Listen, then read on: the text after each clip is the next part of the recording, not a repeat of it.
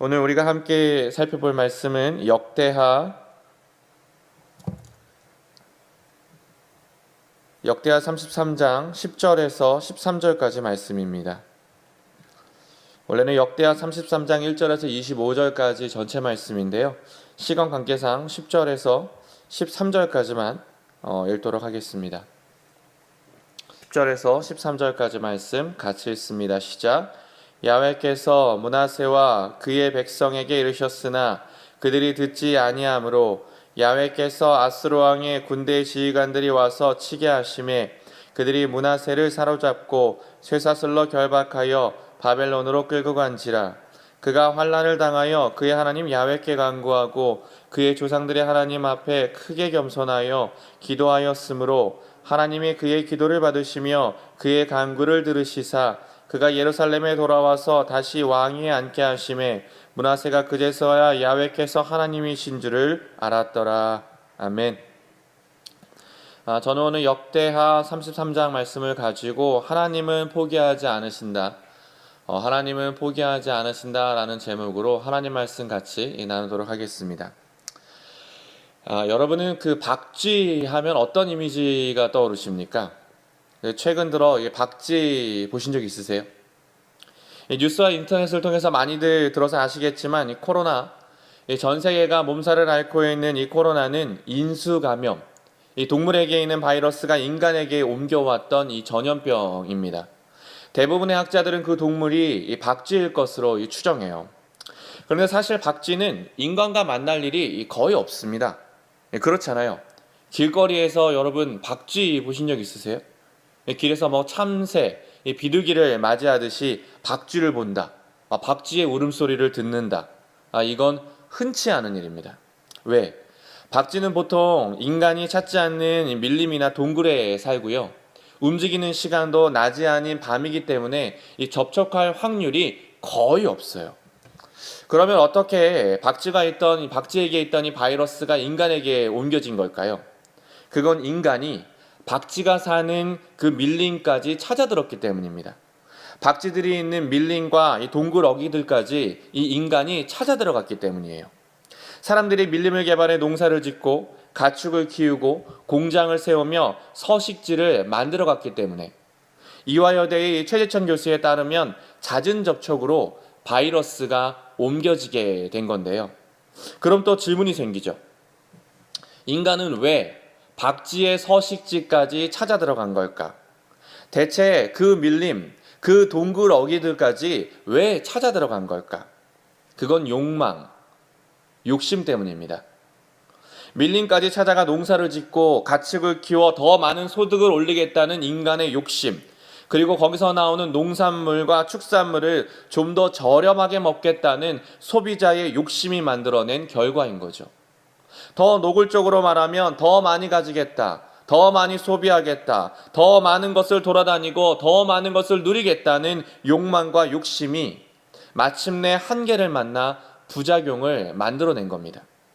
그래서 고민해 봐야 합니다. 코로나 이후에 우리는 어떻게 살 것인가? 무엇보다 교회는 어떤 모습이어야 하고 우리는 어떤 크리스찬이어야 할까? 기독교 사상가들은 회심, 그래서 회개를 넘어 회심한 크리스천들이 이 시대에 절실하다 이야기합니다. 죄악된 행동을 고치는 회개 이전에 회심, 먼저 마음을 바꿔야 하는 거죠. 진짜 내 삶의 주인이 누구인지, 내가 사랑하는 것이 무엇인지 그 중심을 돌이키는 회심, 참된 회심이 우리에게 필요하다는 건데요.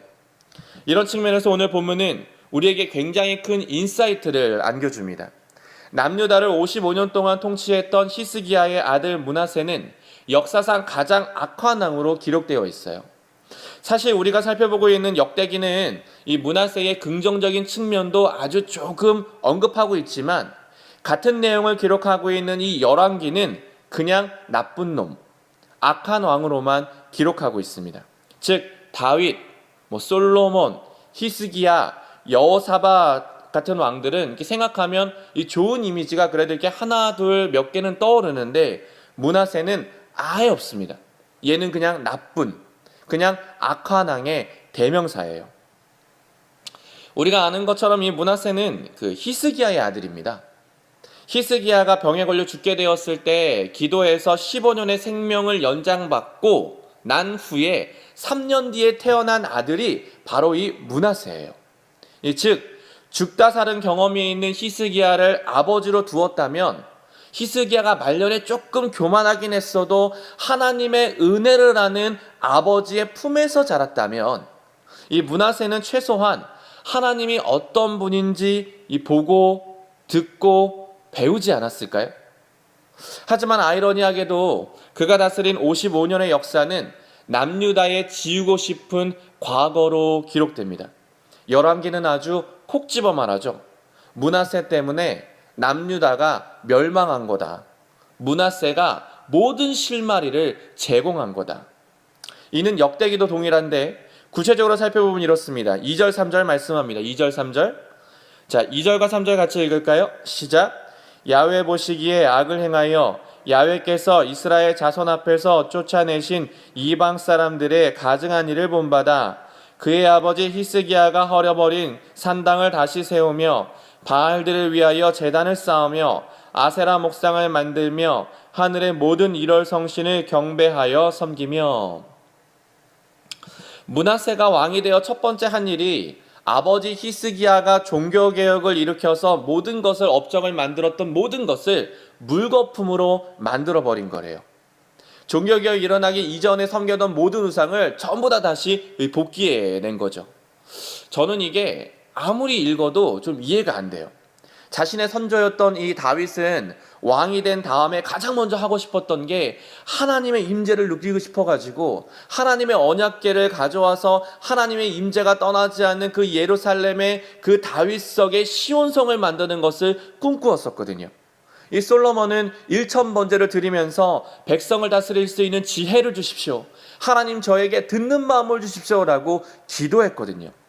그런데 이 므낫세는 제일 먼저 한 일이 우상 숭배.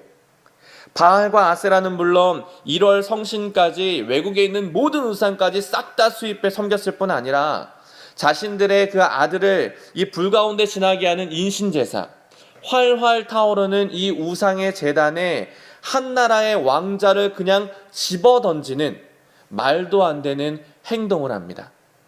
또한 점술과 사술, 무당과 박수를 의지하는 무속신앙이 이 유다 전체에 정치, 경제, 사회, 문화 가운데 뿌리내리도록 힘쓰는, 열왕기하 21장에 보면 므낫세가 앞장서 그 무속신앙이 뿌리내리도록 모범을 보였다라고 말하고 있습니다. 한마디로 구제불능. 이 죄의 뿌리가 얼마나 깊은지 훗날 손자였던 요시야가 종교개혁을 다시 시도했는데도 불구하고 끝끝내 다 뽑아내지 못할 만큼 하나님의 성전은 더럽혀졌고 하나님의 백성 또한 엉망진창이 되었습니다. 이에 야훼께서 진노하셔서 아수르 군대를 보내 므낫세를 치시는데 얼마나 세게 치셨는지 쫄딱 망해서 포로로 끌려가요. 우리가 함께 보는 개역 개정인 11절에 사로잡고 쇠사슬로 결박하여 바벨론으로 끌고 간지라 라고 되어 있지만 공동 번역으로 살펴보면 갈고리로 잡아서 청동 사슬로 묶어 바벨론으로 끌고 갔다라고 기록되어 있어요.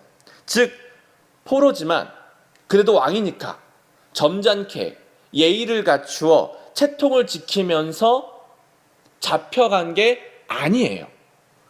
당시 아수르가 포로를 잡을 때 했던 방식 그대로 갈고리로 이 코를 뚫어서 줄줄이 사람을 세운 다음에 쇠사슬로 결박해서 그냥 질질 끌고 간 거죠. 공포, 수치, 치욕, 모독, 그 고난의 시간을 므낫세가 당한 거죠. 그러자 이 악한 왕의 대명사였던 므낫세가 놀라운 행동을 합니다. 12절 13절 말씀인데 자, 우리 같이 읽을까요? 12절 13절 말씀 여러분들께서 크게 읽어주시겠습니까? 그가 시작. 그가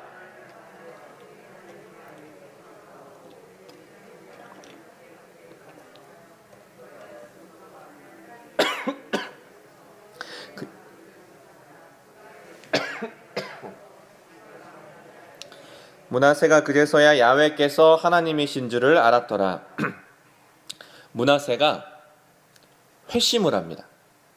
누가복음 15장에서 아버지를 떠나 돼지의 지엽 열매나 먹던 이 탕자, 그 둘째 아들이 아버지께 돌아와 엎드려 자복한 것처럼 므낫세도 하나님의 얼굴, 그분의 은혜와 은총을 구하며 겸손하게 간구해요.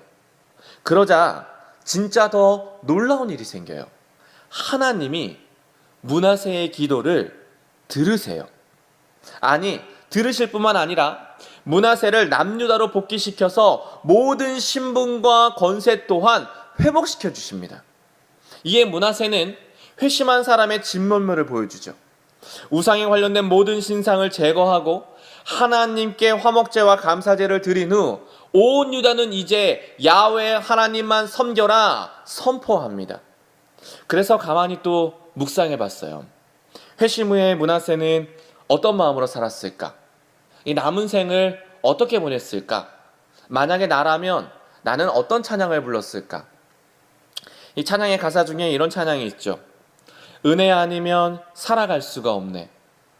호흡마저도 다 주의 것이니 세상 평안과 위로 내게 없어도 오직 예수뿐이네. 크신 계획 다 볼 수도 없고 작은 고난에 지쳐도 주께 묶인 나의 모든 삶 버티고 견디게 하시네. 은혜 아니면 살아갈 수가 없네. 나의 모든 것 다 주께 맡기니 참된 평안과 위로 내게 없어도 오직 예수뿐이네. 하지만 역사의 기록에 므낫세는 여전히 나쁜 왕입니다. 사람들은 므낫세를 절대로 좋게 평가하지 않아요. 그러나 하나님은 다르십니다. 사람은 포기했고 사람들은 주홍 글씨를 새겼지만 하나님은 끝까지 므낫세를 포기하지 않으시고 그에게 고통을 주고 환난을 주시더라도 그를 다시 품고 싶어 하시는 하나님, 포기하지 않으시는 아버지 하나님의 모습을 보여주세요. 그러기에 여러분, 오늘 본문에서 하나님은 누구십니까? 그분은 포기하지 않으시는 하나님이십니다. 하나님은 누구십니까? 그분은 여전히 기회를 주시는 분이십니다. 하나님은 누구십니까? 그분은 지금도 우리의 기도를 들으시는 아버지가 되십니다. 그러므로 여러분, 말 못할 고통과 이 고난이 있으십니까? 코로나로 인한 걱정과 이 두려움 가득한 어려움이 다가오셨습니까? 하나님께 간구하십시오. 그분은 악한 왕의 대명사인 므낫세의 기도도 들어주신 분이시기에 반드시 저와 여러분의 기도를 들으시고 모든 것에 합력하여 선을 이루시는 그 하나님이 우리 아버지가 되시는 줄을 믿습니다. 기도하겠습니다. 주님, 이 시간 우리가 주님 앞에 간구합니다. 어떤 환난과 어려움이 있더라도 주님 앞에 간구합니다. 므낫세의 기도도 들어주신 하나님, 이 시간 우리의 기도를 들어 주옵소서.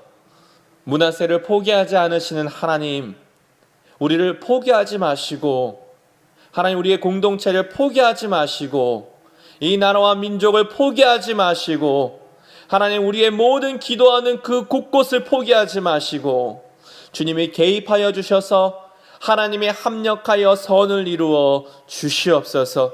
그 하나님을 믿으며 이 시간 이 새벽 기도하며 나아갑니다.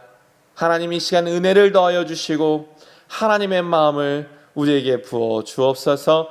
예수님의 이름으로 기도드립니다. 주기도문으로 마칩니다. 하늘에 계신 우리 아버지여, 이름이 거룩히 여김을 받으시오며 나라가 임하시오며 뜻이 하늘에서 이루어진 것 같이 땅에서도 이루어지이다. 오늘날 우리에게 일용할 양식을 주시옵고 우리가 우리에게 죄 지은 자를 사하여 준 것 같이 우리 죄를 사하여 주시옵고 우리를 시험에 들게 하지 마시옵고 다만 악에서 구하시옵소서. 나라와 권세와 영광이 아버지께 영원히 있사옵나이다. 아멘. 우리